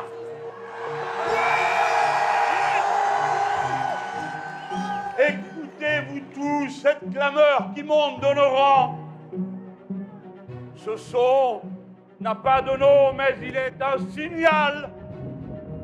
Celui de la force du peuple quand il surgit dans son histoire.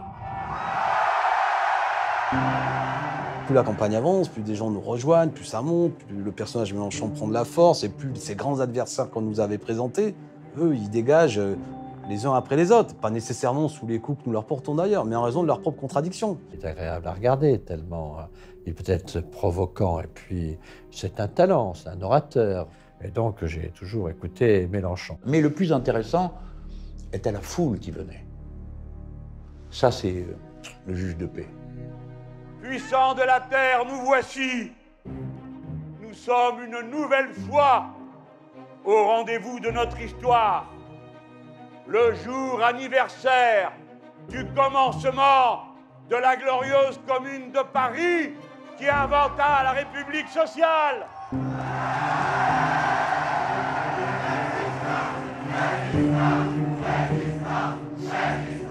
Mélenchon, il excelle. Il excelle parce qu'il explique le monde. Et il fait des écoles de formation grandeur nature, avec un talent qui est son talent oratoire qu'on connaît.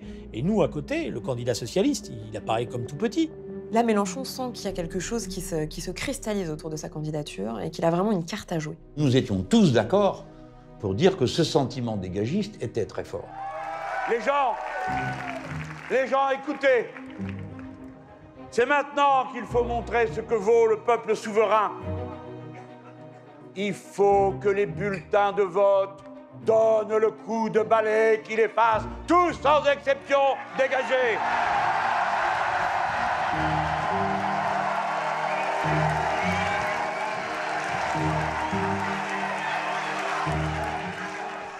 Jean-Luc Mélenchon n'en finit pas de progresser dans les sondages. Il en appelle au peuple souverain, comme François Fillon, un peu plus tôt dans la campagne.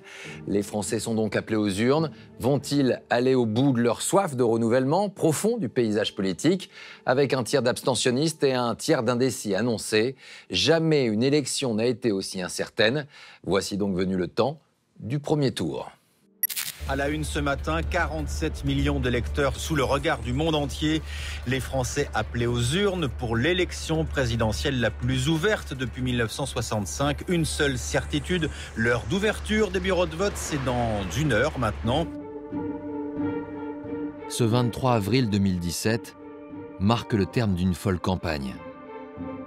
11 candidats s'affrontent au premier tour. En réalité, la bataille se joue entre Marine Le Pen, Emmanuel Macron, François Fillon et Jean-Luc Mélenchon. Tous peuvent espérer disputer le second tour. Ma conviction, c'est que je vais gagner cette élection présidentielle. J'y suis prêt. Si je n'y étais pas prêt, je ne serais pas devant vous ce matin. Je serai le président de la Ve République. Le dernier, mais le président. Je serai qualifié, j'arriverai en tête. Après tant de fractures à droite, quel peut être le vote des deux grands perdants de la primaire? Alain Juppé à Bordeaux et Nicolas Sarkozy à Paris resteront silencieux sur cette question. Du côté de François Hollande, c'est un oubli dans le choix des bulletins de vote qui va livrer un indice sur son intention. Il en prend 4, mais pas le mien. Moi, là, j'ai rigolé. Non, j'ai vraiment ri, hein. C'est comique, quoi, qu'il arrive et qu'il oublie devant une caméra de prendre le bulletin de vote du candidat de son parti politique. C'est donc le maire de Tulle, qui a remarqué la méprise, qui lui suggère ce jour-là de prendre le bulletin du Parti socialiste. Bon, mes petits loups, je pense que ça va le faire. Donc préparez-vous, soyez forts et dignes. Et rappelez-vous qu'on ne représente pas une secte, mais le peuple français. D'accord? À partir de ce soir. Collez-vous le bien dans la tête, parce que ça va vous donner de la respiration. Et sinon, ben, on aura bien travaillé, et puis voilà. Il est 19h30, presque pile, le décompte est enclenché. C'est parti pour cette grande soirée électorale du premier tour de la présidentielle. Et il va falloir encore patienter. Jean-Luc Mélenchon et sa garde rapprochée attendent les résultats du premier tour dans une auberge de jeunesse à Paris. On s'est dit que c'était jouable. C'est la confirmation qu'on a raison. On n'est pas étonné. Il y a eu une course de vitesse engagée avec l'extrême droite et Jean-Luc avait eu cette formule à la fin, ça se terminera entre eux et nous. Est-ce qu'on ne va pas se retrouver avec un match Le Pen contre Mélenchon? Ce serait l'horreur de cette élection. Alban Moncosy, vous êtes dans un bar du 10e arrondissement. Mélenchon-Marine, ça aurait été très atypique. Ça aurait même été un peu révolutionnaire, on peut le dire. Tout est possible à ce moment-là. Quel que soit l'adversaire, on est assez confiant que si Jean-Luc Mélenchon est au second tour, on peut l'emporter. Oui, je pensais que c'était au bout de mes doigts, comme ça. Donc, dans mon esprit, je suis encore plein de l'idée qu'on va y arriver. C'est pas bon. C'est pas bon. C'est Macron 23, Fillon 20, Le Pen 22, Mélenchon 19. Le quatrième. Laisse tomber. Mais là, c'est pas fini encore les bureaux de vote. Ah non. Non. Notamment les grandes villes. Il ne reste que quelques secondes avant de découvrir qui sont les qualifiés pour le second tour de l'élection présidentielle. Vous voyez apparaître le décompte. Nous y sommes à 5 secondes. 4, 3, 2, 1. Il est 20h. Voici les résultats de ce premier tour. C'est Emmanuel Macron qui arrive en tête à 23,7%. Marine Le Pen est en deuxième position à 21,7%.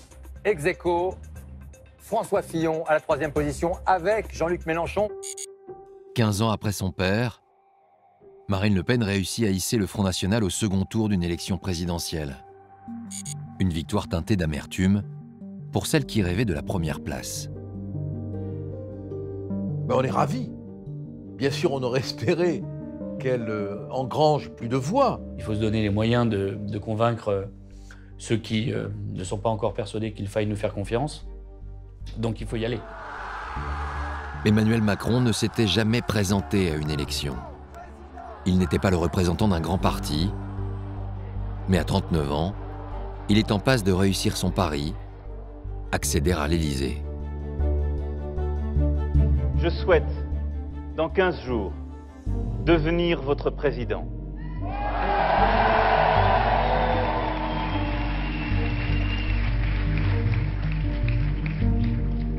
Le président de tout le peuple de France. Le président des patriotes face à la menace des nationalistes. Il y a eu un rejet de formations politiques qui ont été incapables de se renouveler et qui se sont englués dans des batailles humaines, violentes à l'intérieur. Et donc il y a eu une forme de sanction de la part des Françaises et des Français.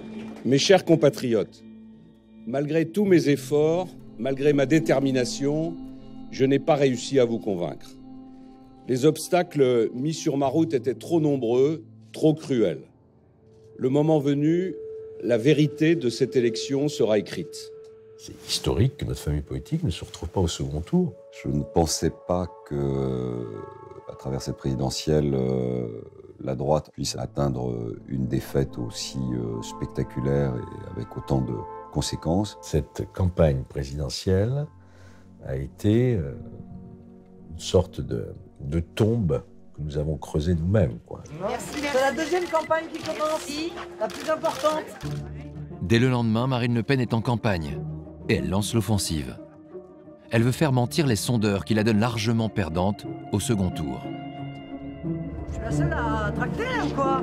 Incroyable. On sait très bien que les 15 jours du second tour, ce sont des jours très intenses où il faut essayer de marquer le maximum de points possible. Il y a une accélération de la campagne et on dit, les analystes, les observateurs, que Marine fait un très très bon début de campagne de second tour. Elle va se dépenser sans compter. Elle va dormir 4 heures par nuit. Et l'actualité va lui donner l'occasion de marquer les esprits. Emmanuel Macron renoue avec le terrain. Il vient d'arriver à Amiens pour rencontrer les salariés de Whirlpool. Nous serons avec le représentant CFDT qui refuse de serrer la main d'Emmanuel Macron. Nous, on est appelés par nos équipes sur place qui sont sur le terrain depuis des semaines et des semaines et des semaines aux côtés des gars de Whirlpool. Macron, manifestement, ne vient pas. Marine Le Pen a bien l'intention de gagner la bataille des images. Alors qu'Emmanuel Macron dialogue avec les syndicats de Whirlpool, la candidate frontiste a une autre stratégie. La décision donc est prise spontanément de m'y rendre et d'aller voir, moi, les ouvriers. C'est très symbolique, en réalité. Regardez qui est là pour vous. Elle est là. C'est la moindre des choses. Très plaisir d'être là avec vous. Nous aussi. De venir vous apporter mon soutien. L'image qui tourne sur les chaînes d'infos, c'est ce qui compte et c'est ce que les Français regardent dans cet entre-deux tours, c'est qu'elle est avec les ouvriers, tandis que lui, il est enfermé avec les représentants dans une salle close. On n'est pas en tête du premier tour, donc on est les challengers. Donc il faut aller chercher les électeurs, il faut aller les convaincre, il faut bousculer un peu le candidat en face. Tenez bon, vous êtes la fierté de tous ceux qui, en France, non seulement bossent, mais tous ceux aussi qui ont plus de boulot à cause de cette politique économique. Vos collègues, ils sont tous sur le parking, là? Devant.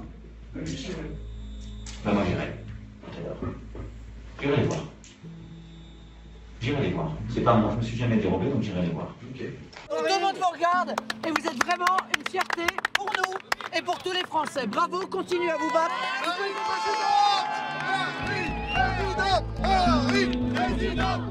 Marine Le Pen est restée 15 minutes sur place. 2 heures plus tard, c'est au tour d'Emmanuel Macron de venir à la rencontre des grévistes.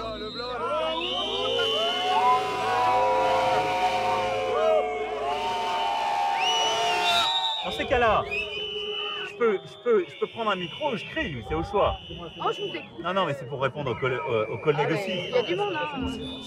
Moi, ce que j'ai remarqué, c'est qu'il y avait beaucoup de salariés qui avaient des sifflets. Ils étaient très nombreux. Plusieurs m'ont dit c'est le mien, c'est celui que j'utilise pour le travail. Et puis, il y a une jeune femme qui m'a dit ce sifflet, je l'ai eu par les militants du Front National. Comme s'il fallait qu'on fournisse des sifflets sans que les gens puissent les trouver par eux-mêmes. Bon. Mais même à supposer qu'on ait fourni des sifflets, il faut des siffleurs. Je suis pas en train de vous dire que je vais sauver vos emplois. Parce que personne ne peut le faire dignement. Je suis en train de vous dire 2 choses. Je suis en train de vous dire, je serai là pour protéger un plan social qui défend vos intérêts. Marine Le Pen est restée très peu de temps. Il y a des images fortes, mais elle est restée très peu de temps sur place. Et lui, il reste. Parce que ça n'est pas normal qu'une entreprise, elle verse du dividende comme ils le font et elle fasse ce qu'elle a fait. Il montre qu'il peut discuter, qu'il n'a pas peur surtout, et puis qu'il n'a pas peur de la confrontation, et qu'il n'a pas peur de la confrontation avec les ouvriers. La séquence qui semblait, dans un premier temps, catastrophique pour lui, se transforme en une séquence, a posteriori, plutôt réussie.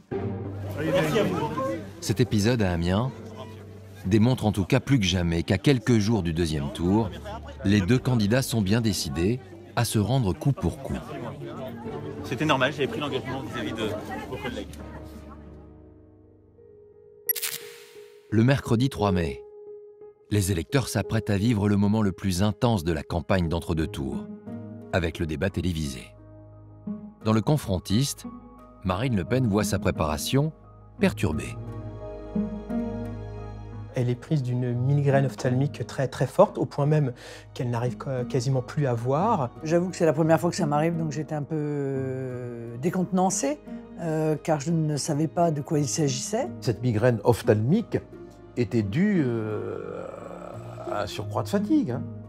Manque de sommeil, surcharge de travail.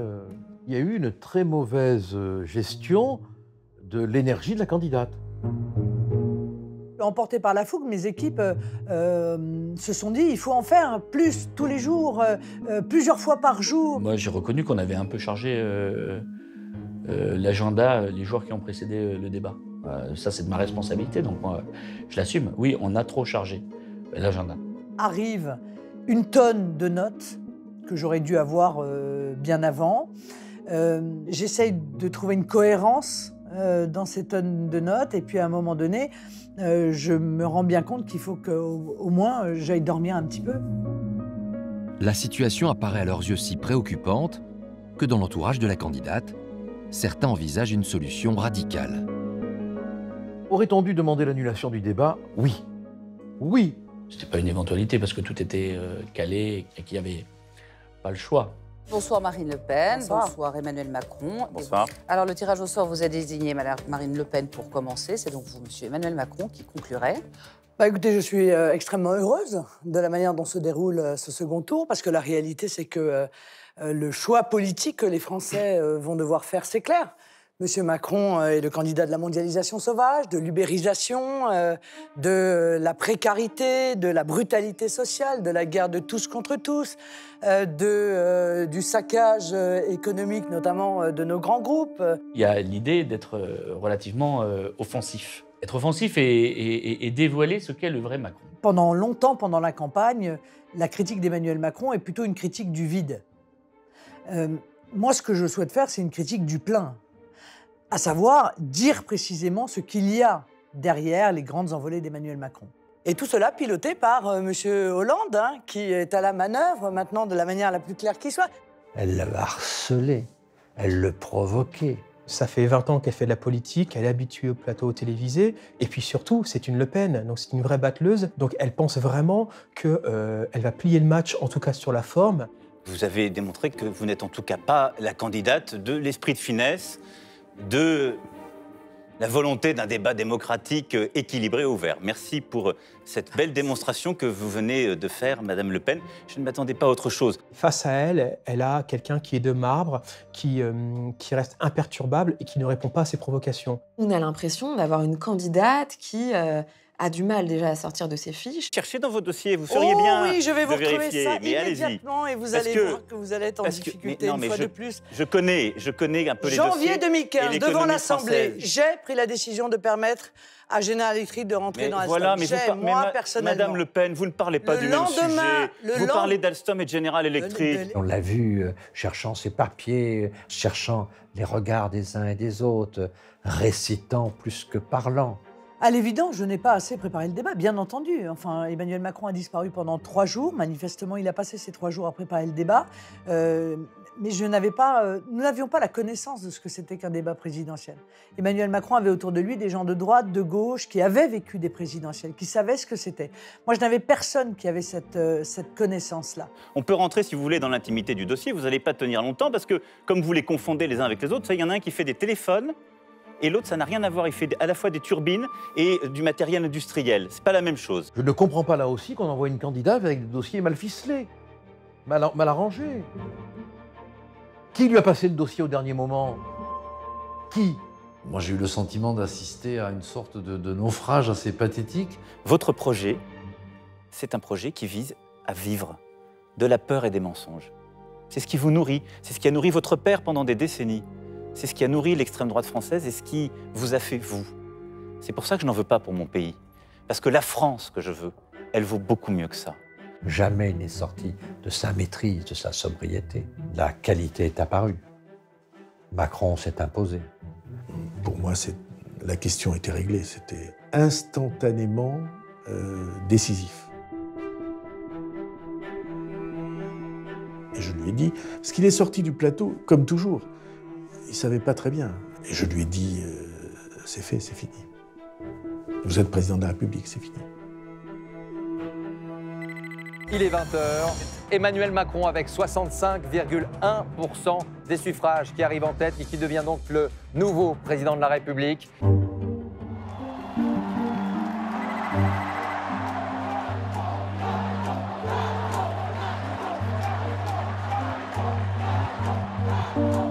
C'est un Macron qui marche un peu sur les eaux, qui entre dans cette campagne comme un joueur de Ligue 2 et qui finit comme Ballon d'Or. Donc c'est quand même assez exceptionnel.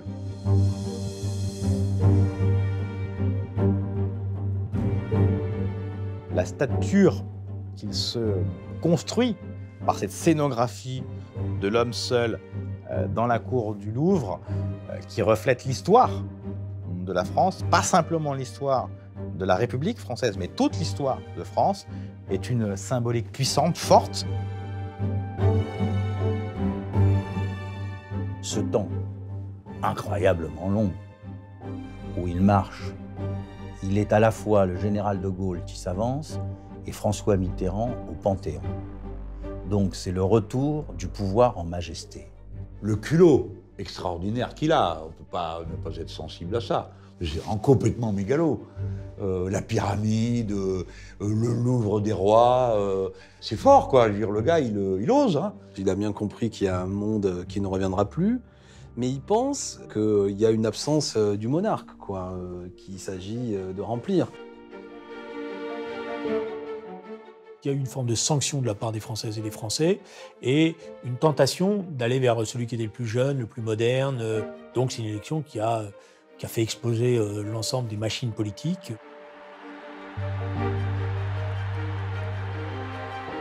Le plus malade, c'est le Parti socialiste. Et là, je suis incapable de dire comment tout ça va se dessiner. Je pense qu'on est à la fin d'une histoire et qu'il faut réinventer quelque chose à gauche, dans le camp progressiste, mais ça, c'est pour les années qui viennent. Le surgissement de Mélenchon, des Insoumis, de ce bloc-là, est forcément pour le Parti socialiste une question extrêmement difficile à traiter. Il mettra beaucoup de temps à se remettre, s'il se remet.